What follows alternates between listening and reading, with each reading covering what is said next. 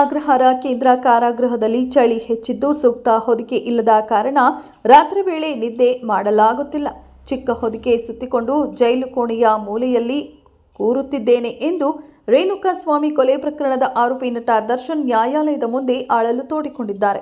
ಹೌದು, ಬುಧವಾರ ಪ್ರಕರಣದ ವಿಚಾರಣೆ ನಡೆದ 57ನೇ ಹೆಚ್ಚುವರಿ ಸಿಟಿ ಸಿವಿಲ್ ಮತ್ತು ಸೆಷನ್ಸ್ ಕೋರ್ಟ್ ಮುಂದೆ ವಿಚಾರಣೆಗೆ ಬಂದಿತ್ತು. ಈ ವೇಳೆ ದರ್ಶನ್, ಪವಿತ್ರ ಗೌಡ ಸೇರಿ 6 ಮಂದಿ ಆರೋಪಿಗಳನ್ನು ಪರಪ್ಪನ ಅಗ್ರಹಾರ ಜೈಲಿನಿಂದ ವಿಡಿಯೋ ಕಾನ್ಫರೆನ್ಸ್ ಮೂಲಕ ವಿಚಾರಣೆಗೆ ಹಾಜರುಪಡಿಸಲಾಯಿತು. ಉಳಿದಂತೆ ಜಾಮೀನು ಮೇಲಿರುವ ಎಲ್ಲ 11 ಮಂದಿ ಆರೋಪಿಗಳಿಗೆ ವಿಚಾರಣೆಗೆ ಖುದ್ದು ಹಾಜರಾಗಿದ್ದರು. ಆರೋಪಿಗಳ ಹಾಜರಾತಿಯನ್ನ ನ್ಯಾಯಮೂರ್ತಿ IP ನಾಯಕ್ ಅವರು ದಾಖಲಿಸಿಕೊಂಡರು.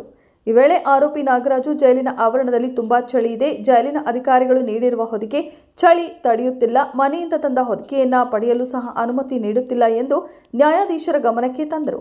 ನಟ ದರ್ಶನ್ ಸಹ ಜೈಲಿನಲ್ಲಿ ತುಂಬಾ ಚಳಿ ಇದೆ, ಜೈಲು ಅಧಿಕಾರಿಗಳು ನೀಡಿರುವ ಹೊದಿಕೆಗಳು ಚಳಿಯನ್ನ ತಡೆಯುತ್ತಿಲ್ಲ, ಇದರಿಂದ ರಾತ್ರಿ ಮಲಗಿ ನಿದ್ದೆ ಮಾಡಲು ಸಾಧ್ಯವಾಗುತ್ತಿಲ್ಲ, ಇದರಿಂದ ಚಿಕ್ಕ ಹೊದಿಕೆಯನ್ನೇ ಸುತ್ತಿಕೊಂಡು ಜೈಲು ಕೋಣೆ ಮೂಲೆಯಲ್ಲಿ ಕೂರುತ್ತಿದ್ದೇನೆ, ದಯವಿಟ್ಟು ಚಳಿ ತಡೆಯುವಂತಹ ಉತ್ತಮ ಹೊದಿಕೆಗಳನ್ನು ಕೊಡಲು ಜೈಲಿನ ಅಧಿಕಾರಿಗಳಿಗೆ ಸೂಚಿಸಬೇಕು ಎಂದು ಕೋರಿದ್ದಾರೆ. ಈ ಮನವಿ ಕೇಳಿದ ನ್ಯಾಯಾಧೀಶರು, ಆರೋಪಿಗಳು ಕೇಳುತ್ತಿರುವುದು ಏನ್ರಿ, ರತ್ನ ಕಂಬಳಿ ಕೇಳುತ್ತಿದ್ದಾರೆಯೇ, ಜೈಲಿನ ಕೈಪಿಡಿಯಲ್ಲಿ ಅವಕಾಶವಿರುವ ಸೌಲಭ್ಯಗಳನ್ನು ಆರೋಪಿಗಳಿಗೆ ಕೊಡಿ, ಈ ವಿಚಾರದಲ್ಲಿ ನ್ಯಾಯಾಲಯ ಪದೇ ಪದೇ ಸೂಚನೆ ನೀಡಬೇಕಾ ಎಂದು ವಿಡಿಯೋ ಕಾನ್ಫರೆನ್ಸ್ ಮೂಲಕ ಹಾಜರಿದ್ದ ಜೈಲು ಅಧಿಕಾರಿ ವಿರುದ್ಧ ಬೇಸರ ವ್ಯಕ್ತಪಡಿಸಿದರು.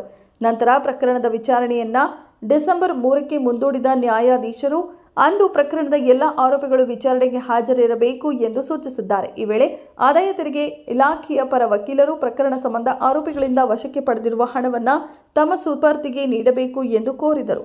ತನಿಖಾಧಿಕಾರಿಗಳ ಪರ ಹಾಜರಿದ್ದ ವಿಶೇಷ ಸರ್ಕಾರಿ ಅಭಿಯೋಜಕ ಪಿ ಪ್ರಸನ್ನಕುಮಾರ್ ಅವರು ಆದಾಯ ಇಲಾಖೆ ಅಧಿಕಾರಿಗೆ ಅರ್ಜಿಗೆ ತಮ್ಮದೇನೂ ತಕರಾರು ಇಲ್ಲ ಎಂದರು. ಅದಕ್ಕೆ ಆಕ್ಷೇಪಿಸಿದ ದರ್ಶನ್ ಪರ ವಕೀಲ ಸುನಿಲ್, ಆದಾಯ ಇಲಾಖೆಗೂ ಈ ಪ್ರಕರಣದಲ್ಲಿ ಜಪ್ತಿ ಮಾಡಲಾಗಿರುವ ಹಣಕ್ಕೂ ಯಾವುದೇ ಸಂಬಂಧವಿಲ್ಲ, ಹಾಗಾಗಿ ಆರೋಪಿಗಳಿಂದ ವಶಕ್ಕೆ ಪಡೆದಿರುವ ಹಣವನ್ನು ಆದಾಯ ಇಲಾಖೆ ಸುಪರ್ದಿಗೆ ನೀಡಬಾರದು ಎಂದು ಕೋರಿದ್ದಾರೆ.